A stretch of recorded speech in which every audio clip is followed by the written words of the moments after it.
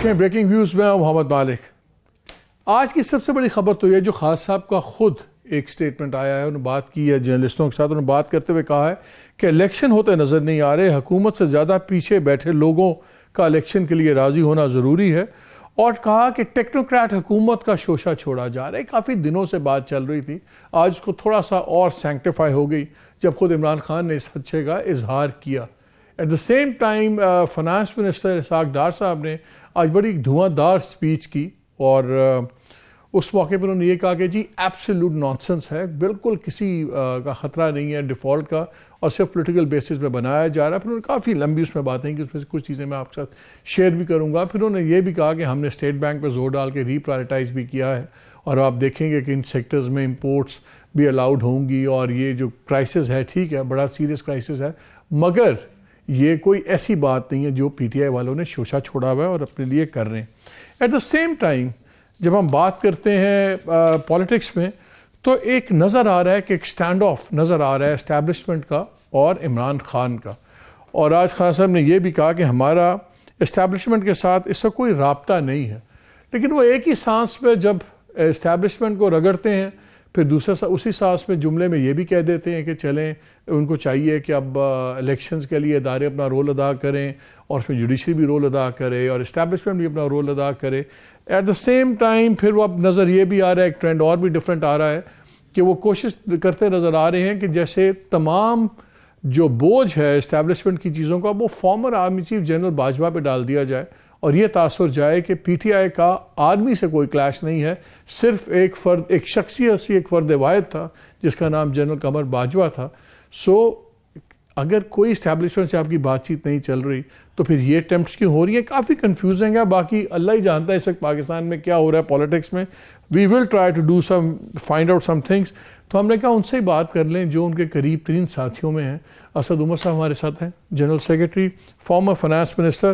पहले तो ये बताएं ज़रा, आपकी पॉलिटिक्स से तो आते हैं अभी बाद में, तो इस जुमले को पहले बता दें, ये टेक्नोक्रेट का शोशा आपको, अगर आपका एस्टेब्लिशमेंट से ताल्लुक नहीं है, राब्ते नहीं है, किसने आपको कहा है? कौन सोच रहा है? नई क़यादत सोच रही है? ये हर चंद माह के बाद पाकिस्तान में, को पिछले मेरे ख्याल में 30 साल से ही मैं देखता आ रहा हूँ, को शुरू हो जाते ये टेक्नोक्रेट गवर्नमेंट आ रही है, वो मुश्किल फैसले करेंगे। ये पिछले 2-3 दिन से बहुत ज़्यादा बढ़ा हुआ, यहाँ तक पहुँच चुका है कि इंटरनेशनल मीडिया वाला मेरा आज इंटरव्यू कर रहा था, तो वो मुझसे पूछ रहा था कि ये टेक्नोक्रेटिक गवर्नमेंट आएगी तो आप उसको सपोर्ट करेंगे कि नहीं करेंगे। तो कोई इमरान खान ने कोई खास कोई अंदर की खबर नहीं निकाली, that's the buzz of the town. नहीं, लेकिन उन्होंने कह तो दिया है ना कि ये इसकी बातचीत चल रही है। How serious is it? उन्होंने ऐसे कह दिया चेयरमैन ने? नहीं, मैं कह रहा हूँ सारी हर सहाफी जिसके पास जाए, इंटरनेशनल मीडिया जब आपसे पूछना शुरू कर गए, तो इसका मतलब इसकी बाज़गश्त जो है वो मुल्क से बाहर भी पहुंच चुकी है। मसला सिर्फ ये है कि ये जो माशी बहरान आपके पास आया हुआ है, ये जन्म लिया है सियासी बहरान से। जब तक आप सियासत ठीक नहीं करेंगे ना, मईशत ठीक नहीं कर सकते। ये जो खान साहब ने कहा है अभी इलेक्शन होते नजर नहीं आ रहे, इसकी क्या बेसिस है? क्योंकि गवर्नमेंट जो है उसने उसको नज़र आ गया है, और उसने बड़ा वाज़े अपना एक फ़ैसला कर लिया है कि इस वक्त अगर हम सियासी मैदान में गए तो हमने हो जाना है सियासी तौर पे फारिग, यानी पीडीएम ने। तो वो जनरल इलेक्शन तो छोड़ें, प्रोविंशियल असेंबली डिसॉल्व करने की कोशिश कर रहे हैं, तो वो कहते हैं हम हर हरबा इस्तेमाल करेंगे प्रोविंशियल असेंबली ना डिसॉल्व हो जाए। लोकल गवर्नमेंट का इलेक्शन जो है वो ना कराची में होने देते, ना हैदराबाद में होने देते, ना इस्लामाबाद में होने देते। तो वो इस वक्त अब सियासी तौर पे इतने कमज़ोर हुए हैं कि उन्होंने तो बिल्कुल कह दिया जी वाज़े। और ये जब जनरल बाजवा के आखिरी कुछ हफ्ते थे, तो उस वक्त यही जो होती ना बाज़गश्त एक होती है, बाज़गश्त ये भी थी कि जो उन्होंने कहा कि ठीक है मार्शल लॉ लगाना तो लगा लो, इलेक्शन तो हम नहीं जाते अभी। वो चले, वो तो अपनी जगह है, लेकिन ये बताएं पहले, ये फैसला कर लें बाकी बातें करने से पहले कि एस्टेब्लिशमेंट के साथ आप चाहते क्या हैं? एक तरफ आप कहते हैं जनरल बाजवा ने, फलाने ने बेड़ा गर्क कर दिया, तबाही आ गई, फिर उसी एस्टेब्लिशमेंट के पास आप जाते हैं और उनको कहते हैं कि आप अपना रोल अदा करें। पहले हमें बता दें कि आप चाहते क्या, फौज क्या करे आपके लिए या क्या ना करे? देखिए, जो जहाँ तक आप वो जो इब्तदाई में भी कह रहे थे जनरल बाजवा और बाकी फौज का, आपको भी पता है, आप फौज को क्लोजली फॉलो करते हैं, हमें भी पता है, चीफ होता है, ठीक, पॉलिसी सेट करता है टॉप से। आपको अगर नहीं पसंद है तो आप उसका इल्ज़ाम टॉप पे देंगे, आपको पॉलिसी पसंद आएगी तो उसका क्रेडिट भी आप टॉप को देंगे। तो वो उसमें जो इमरान खान साहब कह रहे हैं, मेरे ख्याल में उसमें कोई इतनी ताजुब की बात नहीं है। جہاں تک اسٹیبلشمنٹ کے ساتھ یا فوج کے ساتھ بطور ایک ادارہ تو کبھی بھی لڑائی نہیں تھی نا. وہ عمران خان کی آپ پچھلے سال کی تقریریں اٹھا کے دے دیں, ہر تقریر کے اندر وہ کہتے تھے کہ جو پاکستان کی فوج, ایک طاقتور فوج پاکستان کی ضرورت ہے. یہ نہ کہیں پھر وہ ایک چینل آپ کا فیوریٹ چینل ہے, وہ ہر وقت ان کی وہ تمام تقریریں چلاتا ہے جس میں لگتا تھا کہ باجوہ صاحب رام کو اوتار ہیں دنیا میں اور بس وہی سب سے اچھے آدمی, تو پھر وہ تقریریں ہم چلائیں, کون سی چلائیں؟ میں وہی تو آپ سے کہہ رہا ہوں. Which Imran Khan do we believe? دونوں ایک ہی ہے. اس سے ثابت کیا ہوتا ہے؟ اس سے ثابت یہ ہوتا ہے عمران خان کے سامنے آپ اچھا کام کریں گے, وہ کہیں گے آپ اچھا کر رہے ہو. وہ ایسا کام کریں گے جو ان کے خلاف میں اچھا نہیں ہے, ان کے خیال میں اچھا نہیں ہے, تو وہ کہنے گے آپ اچھا نہیں کر رہے. ملتا ہے کہ اگر ایک army chief serving army chief ہو تو بہت اچھا ہے, اگر ریٹائر ہو جائے تو بہت برا ہے, سے یہ مطلب ہی نکلتا ہے. نہیں, یہ تو مالک مجھے کسی اور نے پریس کانفرنس میں بھی پوچھا تھا, میں نے کہا یار اگر آپ کے خیال میں عمران خان نے یہ بات کرنی شروع کی ہے جنرل باجوہ کے ریٹائر ہونے کے بعد, تو پھر شاید اب پچھلے 8 مہینے پاکستان میں نہیں تھے. تو وہ یہ الزام تو آپ نہیں لگا سکتے. چاہتے کیا اب اصل جو آپ کا سوال کیا دیکھیں, اس وقت ایک عام جمہوری عمل کے ذریعے یہ حکومت نہیں آئی ہوئی.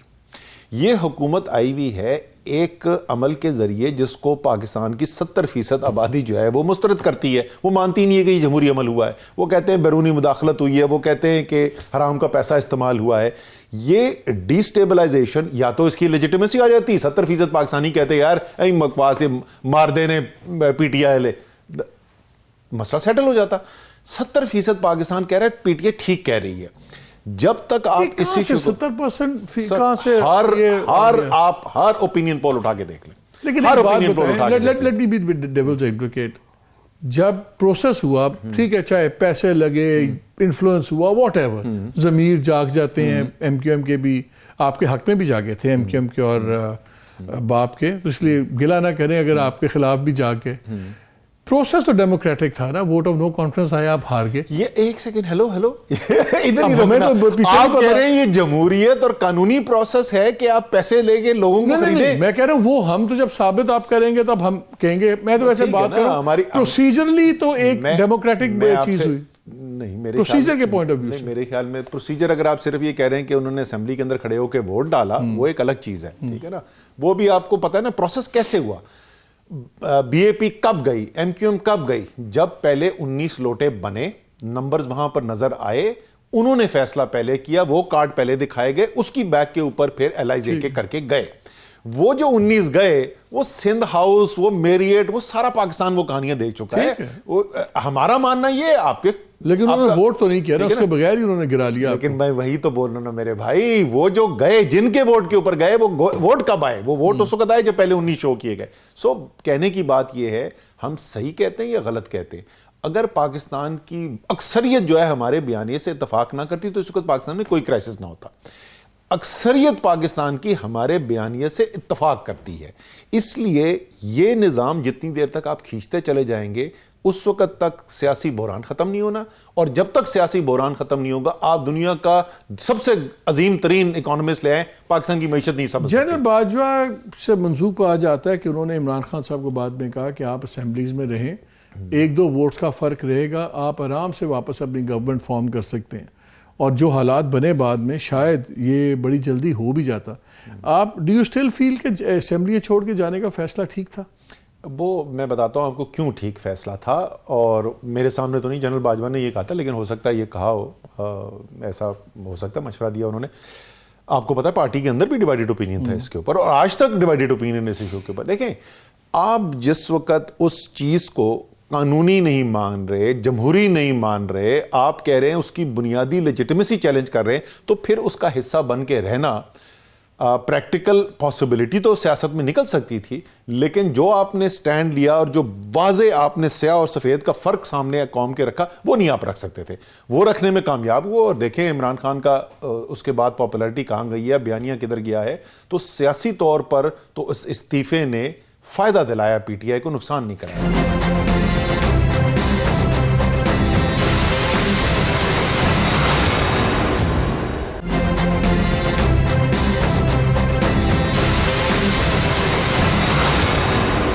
آپ نے پاور کو بڑے قریب سے دیکھا ہے. Your father himself was a very prominent general.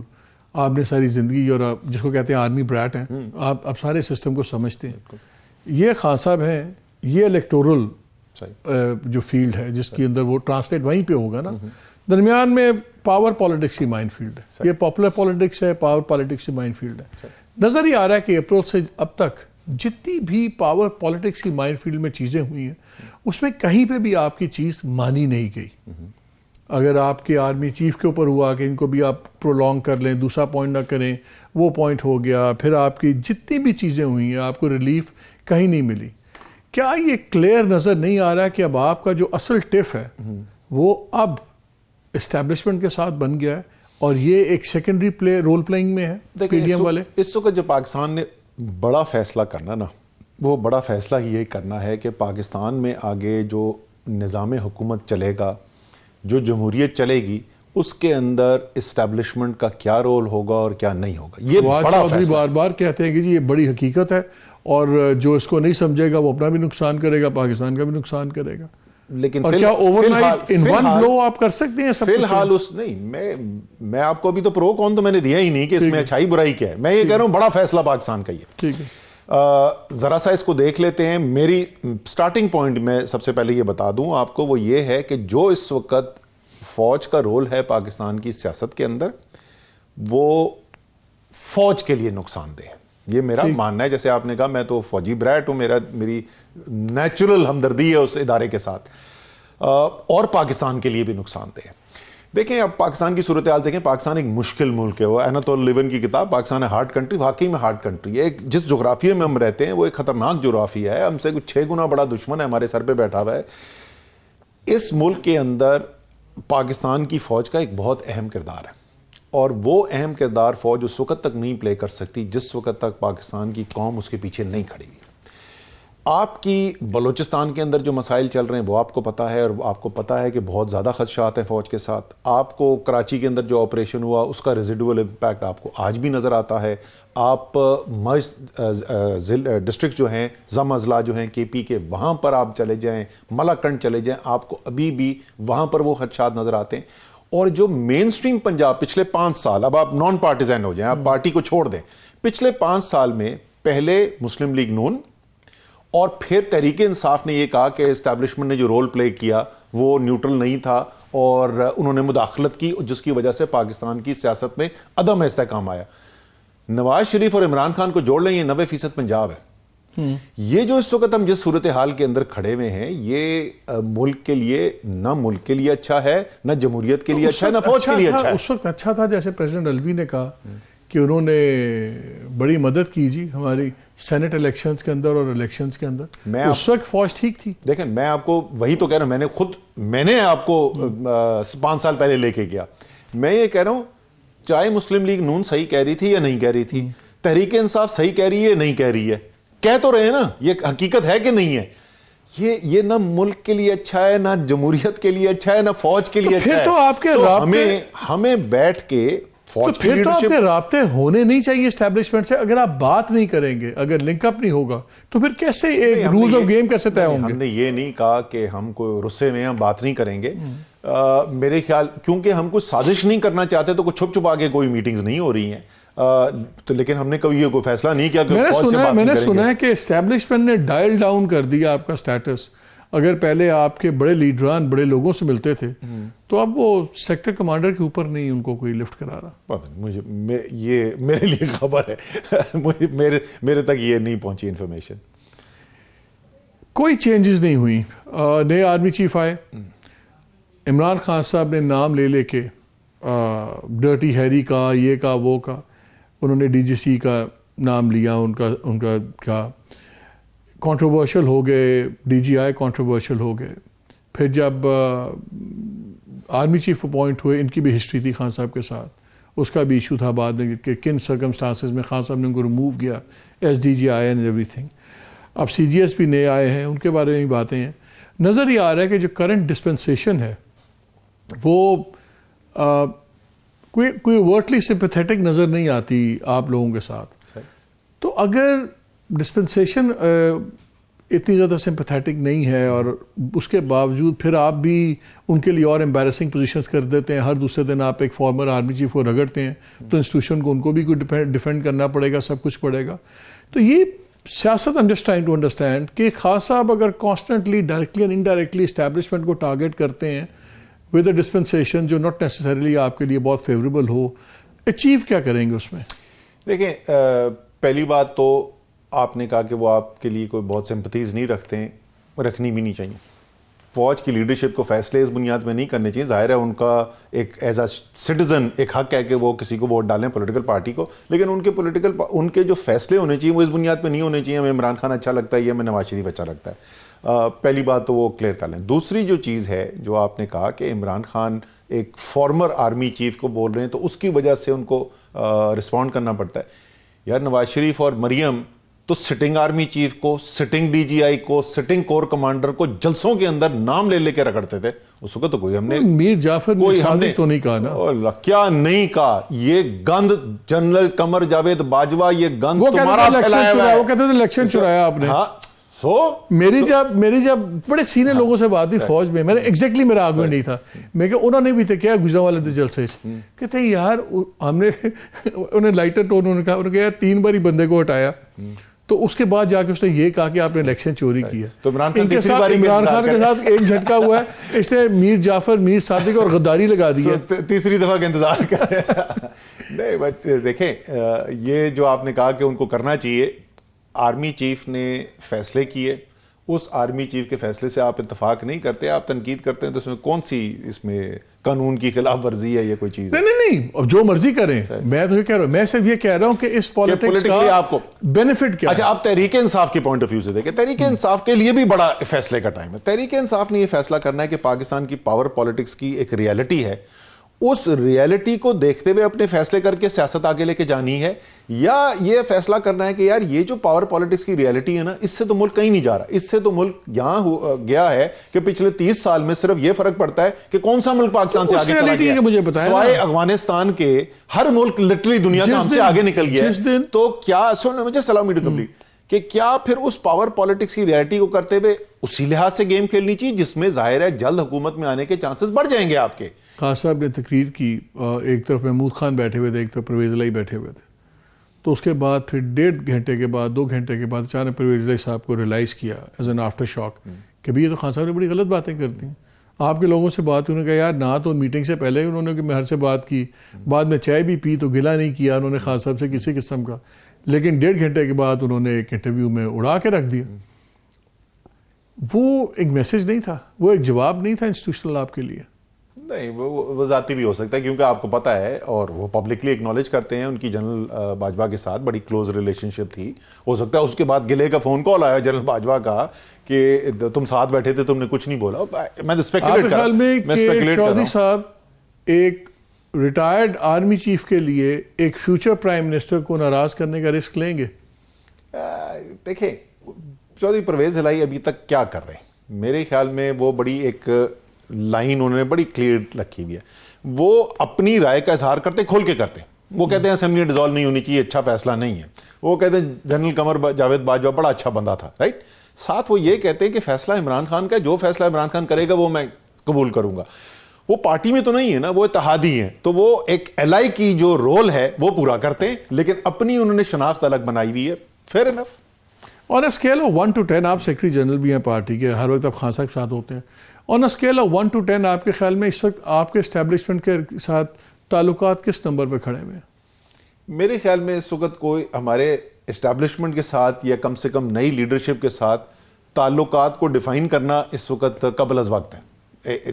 ابھی ہم کہہ ہی نہیں سکتے, پری میچور ہے, ہم یہ نہیں کہہ سکتے کہ تعلقات اچھے ہیں برے ہیں یا نہیں ہیں, کیونکہ بالکل انیشل پیریڈ ہے. اور آپ کو پتا ہے کہ ایک نیا آرمی چیف آ کے ایک سیٹلنگ ان پیریڈ ہوتا ہے, اس نے اپنی ٹیم کو دیکھنا ہے, پھر وہ جا کے سیٹلنگ ان پیریڈ کے اندر جو باقی سارے بڑے فیصلے تو وہی کی لوگ وہی کر رہے ہیں جو پہلے کے ہیں. صحیح, تو ان کے ساتھ تو آپ کے تعلقات اچھے نہیں تھے. ادارہ ہے, اس کی ایک کنٹینیوٹی ہوتی ہے. اینڈ میں وہی تو بولوں نا, اس لیے میں ہر جگہ یہ کہتا ہوں کہ اس وقت مجھے یہ کہنا کہ پرانی پالیسیاں جو ہیں وہ نئے چیف کے تحت کنٹینیو ہو رہی ہیں یا نہیں, قبل از وقت ہے. میرے خیال میں تھوڑا سا ہمیں اور ٹائم دینا پڑے گا, اس کے بعد پتہ ہو سکتا ہے وہی پالیسی کنٹینیو ہو سکتا ہے اس پالیسی میں کوئی تبدیلی آئے. چلیں اس پہ بات کرتے ہیں. ہمیں کمرشل بریک کا لینے کہا جا رہا ہے, اس کے بعد آ کے ذرا پوچھیں گے کہ فارمر فائنانس منسٹر بھی تھے اسد عمر صاحب, آج جو انہوں نے دعوے کیے ہیں کرنٹ فائنانس منسٹر نے، اس میں کتنی حقیقت ہے؟ انہوں نے سارا ملبہ ان لوگوں پہ ڈال دیا. انہوں نے کہا یہ بیڑا گرک کر کے گئے تھے، اس کا گن میں اٹھا کے پھر رہا ہوں. اس پہ بات کریں گے اس بریک کے بعد. اسٹے ود اس.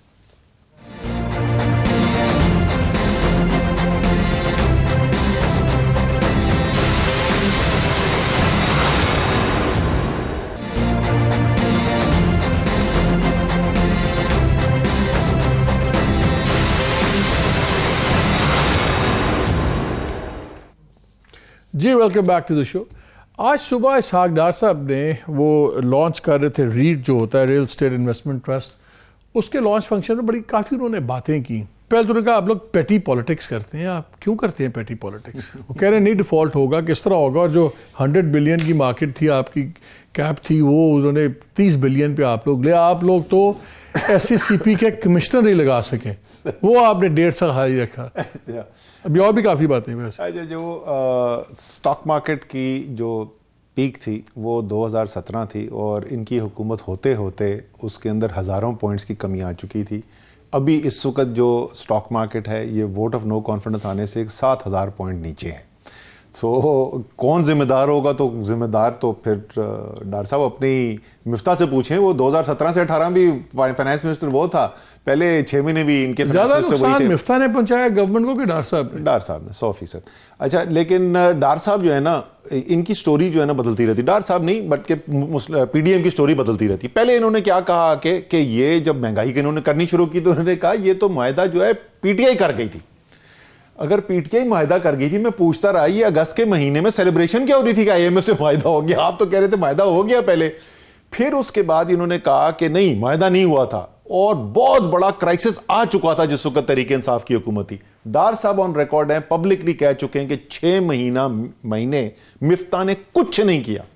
اگر کرائسس آیا ہوا تھا اور 6 مہینے ان کی حکومت بقول خود ڈار صاحب کے انہوں نے کچھ نہیں کیا تو تباہی تو آنی تھی نا معیشت کے اندر. یہ خود جو کہہ چکے ہیں. جہاں تک وہ ڈیفالٹ کی بات کریں، بیرونی ادائیگیوں کو اگر آپ بر وقت نہ کر سکیں تو اس کو ڈیفالٹ کہتے ہیں. قرض کے اوپر بیرونی ادائیگیوں پہ ہم نے ڈیفالٹ ابھی نہیں کیا ہے، اللہ کرے ہم نہ کریں، ابھی تک نہیں کیا ہے. لیکن اس کے علاوہ جتنی بھی بیرونی ادائیگیاں ہیں ان سب پہ ہم ڈیفالٹ کر رہے ہیں، روزانہ کی بنیاد پر ڈیفالٹ کر رہے ہیں. وہ کہتے ہیں کہ debt to GDP ratio England کا 100% پلس ہے، جاپان کا 250% سے اوپر ہے، یہ امریکہ کا ہے. تو آپ لوگوں کو پرابلم کیا؟ ہم تو خالی 72% پہ. اللہ کے بندے، جو آپ کی ڈیٹ سروسنگ کرنی ہوتی ہے، یعنی قرضوں کی جو ادائیگی کرنی ہے اور اس پہ جو سود دینا ہے، اس کی وجہ سے آپ کو لیکوڈیٹی کا پرابلم آتا ہے. آپ کا ٹوٹل سٹاک کتنا ہے، یعنی ٹوٹل حجم کتنا ہے آپ کے قرضوں کا، اس سے اس کا کوئی براہ راست تعلق نہیں ہے. تو ہو سکتا ہے آپ کے پاس بہت سارے قرضے ہوں اور آپ کی معیشت کے لحاظ سے، لیکن آپ کی جتنی آمدنی آ رہی ہو اس سے جتنی آپ نے بیرونی پیمنٹس کرنی ہے، ادائیگیاں کرنی ہے، وہ کم ہو، آپ کو کوئی مسئلہ نہیں ہوگا. ہو سکتا ہے نسبتاً آپ کا قرضے کا حجم کم ہو، لیکن جو آپ نے ادائیگیاں کرنی ہے اس کے لحاظ سے آپ کے پاس جو آمدنی آ رہی ہے وہ بہت کم ہو، کرائسس ہو جائے گا. تو ڈیٹ ٹو GDP ریشو کا ایکسٹرنل لیکوڈیٹی کرائسس سے کیا تعلق ہے؟ آپ ایک میٹنگ میں تھے، مجھے بتایا گیا کہ اکتوبر کے اندر ایک میٹنگ ہوئی تھی پچھلے، اور اس میں آپ شاید آئی تھنک آرمی چیف بھی تھے، آئے، آپ بھی اس میٹنگ میں تھے، دوسرے لوگ بھی تھے، اور وہاں پہ آپ کو کہا گیا کہ جس سپیڈ سے یہ ہیٹ اپ ہو رہی ہے اکانومی، اس کو تھوڑی سی بریکیں لگائیں ورنہ یہ کرائسس ہو جائے گا. اور بلکہ شاید اس وقت پرائم منسٹر عمران خان نے کہا کہ یار اچھا ہے اگر 6% پلس ہو رہی ہے، بڑے لوگ پیسے کما رہے ہیں، سب کچھ، تو جی وہ روپوں میں آپ امپورٹ آپ روپوں میں رہے ہیں، زیادہ آؤٹ فلو ڈالرز میں ہو رہا ہے، تو یہ اس پہ بریکس لگوائیں ورنہ یہ الٹیمیٹلی ڈیزاسٹر ہوگا. ایسی بات ہوئی تھی؟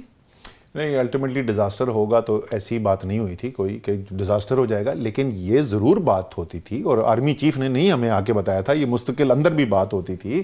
گورنر سینٹرل بینک کے ساتھ جو میٹنگ ہوتی تھی اس میں ڈسکشن ہوتا تھا کہ جو کرنٹ اکاؤنٹ کا ہمارا بیرونی جو خسارہ ہے وہ بڑھ رہا تھا، اور وہ بڑھنا جو ہے وہ ایک خطرے کی نشانی تھا، تو اس کے اوپر نظر رکھنے کی ضرورت ہے. میں آپ کو پتا ہے کہ ایک اکنامک انڈیکیٹرز کی پریزنٹیشن کرتا تھا کابینہ میں ہر مہینے. فائنانس منسٹری ایک الگ چیز ہے، میں انڈیپینڈنٹلی ایک ایویلیوشن کر کے سامنے رکھتا تھا. ہم نے ایویلیویشن کر کے ڈیٹیل بریک ڈاؤن کے اندر یہ بتایا کہ جو امپورٹس کے اندر اضافہ ہو رہا ہے، اسی کا خطرہ تھا نا کہ امپورٹ زیادہ آ جائیں گی. 87% اضافہ جو ہے وہ عالمی منڈی میں قیمتیں جو بڑھی تھی اس کی وجہ سے تھا، اور 13% جو اضافہ تھا صرف وہ حجم جو ہے امپورٹس بڑھنے کی وجہ سے ہوا تھا. سو اور آپ کو پتا ہے کہ سٹیپس مانیٹری پالیسی کے بھی لینے شروع کر دیے گئے تھے اور کچھ فسکل سٹیپس بھی لینے شروع کیے تھے کہ تاکہ اوور ہیٹنگ نہ ہو.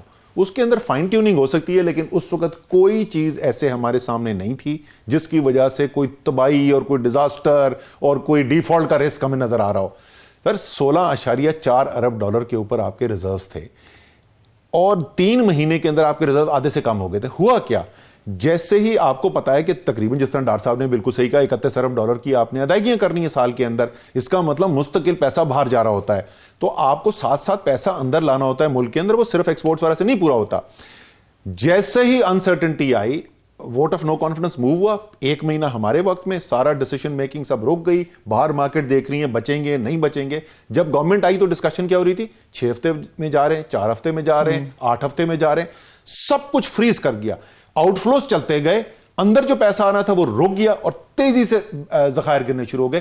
کرائسس ایسے آیا تھا.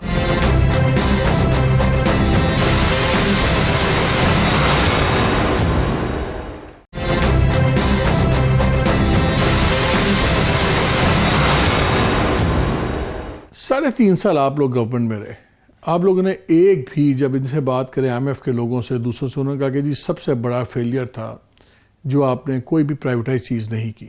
آپ بھی بڑے چیمپئن ہوتے تھے کہ ہم کریں گے, پھر نہیں کے بعد میں پھر آپ کھڑے ہو گئے اسٹیل مل کے ساتھ, آپ نے بولا میں سب سے پہلے, آپ نے ورکروں کے ساتھ ایک بڑی دھواں تقریر کر دی. کیوں نہیں کیا؟ 500-600 ارب کا ٹیکہ ہر سال لگتا ہے, 2 ٹریلین اکٹھا ہو گیا. اس میں 2 چیزیں میں بتا دیتا ہوں آپ کو. پہلی تو یہ جو آپ نمبرز بتاتے ہیں نا, اس نمبرز کو ذرا سا بیٹھ کے تفصیل سے دیکھ لیں. اس کا سب سے بڑا حصہ کہاں سے آتا ہے؟ وہ آتا ہے ہمارے بجلی کے سیکٹر سے. بجلی کے سیکٹر میں آپ نے کے الیکٹرک تو پرائیویٹائز کر دیا تھا نا. آپ کو پتا ہے صرف 1 سال کے اندر سرکولر ڈیٹ کے الیکٹرک سے کتنا تھا؟ 70 ارب روپے آیا تھا 1 سال کے اندر. وہاں پر سٹرکچرل پرابلم اونرشپ کا نہیں ہے. کہتے ہیں کہ آپ نے بہت بڑی ریلیف الائی کرے کے الیکٹرک کو, کہ جو انہوں نے $1 بلین کی انویسٹمنٹ کرنی تھی وہ آپ لوگوں نے اس کو ریلیف دے دیا کہ they don't have to invest. خدا کی قسم کتنے بڑے کھوتے ہیں. ہمارا سب سے بڑا پرابلم پتا کیا تھا آپ کو پتا ہے کہ ضرورت سے کیپیسٹی لگ گئی, آپ استعمال کریں یا نہ کریں آپ نے ادائیگی پھر بھی کرنی ہے. وہ کہتے ہیں کہ نیا پروجیکٹ الاؤ کر دو, اس پہ بھی فکس پیمنٹ کرو ان کو, اور آپ کے پاس جو ہے یہ ادائیگیاں کھڑی رہیں, آپ کی بجلی نہ بیچے, وہ پرائیویٹ سیکٹر والا بجلی بیچے. بالکل روکا تھا اور پاکستان کے اربوں روپے بچائے تھے. لیکن میں واپس جو آپ سے بات کر رہا تھا نا کہ جو صورتحال ہمیں وہاں پر نظر آ رہی تھی اس کے اندر پرائیویٹائزیشن ضروری ہے. ٹھیک ہے, انڈیویجول ایسٹ کے اوپر بحث ہوتی ہے فلانا ہو یا نہ ہو. مسلم لیگ نون کی حکومت میں تو کوئی شک نہیں تھا نا کہ پرائیویٹائزیشن کرنا چاہتے ہیں. 5 سال میں کیا پرائیویٹائزیشن کی؟ سٹرکچرل پرابلمز ہے پرائیویٹائزیشن کی. ہماری حکومت کوشش کرتی رہی, صرف 1 یونٹ پرائیویٹائز ہوا. 1 یونٹ پرائیویٹائز کیا مسلم لیگ نون نے, وہ چھوٹا سا یونٹ تھا بالکل جو پرائیویٹائز ہوا. تو ہماری پرائیویٹائزیشن کے اندر امپلیمنٹیشن کے اندر سٹرکچرل پرابلمز ہیں, لیگل لکوناز آ جاتے ہیں, پولیٹیکل ول نہیں تھی اس میں. کیا سٹرکچرل پرابلم؟ اچھا مجھے بتائیں نا, نواز شریف کو آپ جانتے ہیں نا, میں نواز شریف ان کی بھی نالائکی ہے. نہیں ایک سیکنڈ ذرا سے رک جائے نا, ادھر نالائکی ایک الگ چیز ہوتی ہے. مجھے یہ بتائیں کہ آپ کے خیال میں نواز شریف میں کوئی ول کا پرابلم نظر آتا ہے کہ پرائیویٹائزیشن میں 100% یقین کرتا ہے نا پرائیویٹائزیشن میں, تو کوئی سٹرکچرل پرابلمز ہوں گے نا جس کی وجہ سے وہ نہیں کر سکے. سو وہ کرنے کی ضرورت ہے, بالکل کرنے کی ضرورت ہے, اور ہم لوگوں نے کرنے کی کوشش کی, ہماری حکومت نے نہیں اس کے اندر کامیابی آئی, یہ ٹھیک بات ہے. تو کیوں نہیں ہے؟ میں this is what I want to know. دیکھیں میں bureaucratic problems, legal problems, transaction جا کے پھنس جاتی ہیں 6 مہینے 8 مہینے 10 مہینے, ایک سٹیپ نہیں موو کرتا. 3.5 سال میں آپ ایک بھی نہیں نکال سکے. ایک پرائیویٹائزیشن کی تھی مسلم لیگ نون سے زیادہ by the way privatization proceed ہمارے وقت میں آئی ہیں. جو ایکچوئل پرائیویٹائزیشن ہے, سیل آف شیئر نہیں کہ جو پرائیویٹائز یونٹ تھا اس کا شیئر بیچنا, وہ ایک الگ چیز ہے. ایکچوئل پرائیویٹائزیشن صرف ایک ہوئی تھی مسلم لیگ نون کے 5 سال کے اندر, وہ چھوٹا سا ایک یونٹ تھا, اس کا بھی آپ کو پتا ہے کہ وہ گڑبڑ ہو گئی تھی, وہ ڈیفالٹر نکلا. اب جو بات ہو رہی ہے اس میں کیا چیز مختلف کریں گے؟ کیا اس گورنمنٹ نے اتنا بڑا ماک اپ کیا ہے کہ آپ لوگ کہتے ہیں تباہی پھیر دی ہے؟ کیا پالیسی ان کی ڈیسیژن ہے جو آپ کی مختلف ہوتی؟ دیکھیں 2-3 چیزیں ہیں جو تباتر سے ہوئی. پہلے تو میں نے کہا نا کہ جیسے پالیسی پیرالیسس آیا اور انسرٹنٹی غیر یقینی کی صورتحال نظر آئی, تو وہ اگر ویسی غیر یقینی کسی بھی حکومت میں ہو تو تباہی آئے گی. ٹھیک ہے جی. دوسری چیز جو ابھی ڈار صاحب کرے, میں صرف ایک چیز کی مثال دے رہا ہوں, ایسی میں اور بھی مثالیں دے سکتا ہوں. اوبسیشن, میں نے روپے کو روکنا ہے. ٹھیک ہے نا, آپ روپے کو روکنے کے لیے آپ نے انتظامی سٹیپس لینے شروع کر دیے اور آپ نے مارکیٹ کو اتنا سکویز کیا کہ ایک بلیک مارکیٹ کھڑی ہو گئی اور 2 ایکسچینج ریٹ ہو گئے. نتیجہ کیا نکلا ہے؟ آپ کی ترسیلات 20-25 روپے کا ڈفرنس آ گیا, اور نتیجہ اس کا کیا نکل رہا ہے؟ ہر مہینے ترسیلات زر گرتی چلی جا رہی ہیں. لوگوں کو بلیک مارکیٹ سے زیادہ پیسہ ملتا ہے. جو ہمارے وقت میں سپریڈ 1 سے 1.5 روپے کا ہوتا تھا وہ 25 روپے پہ پہنچ گیا.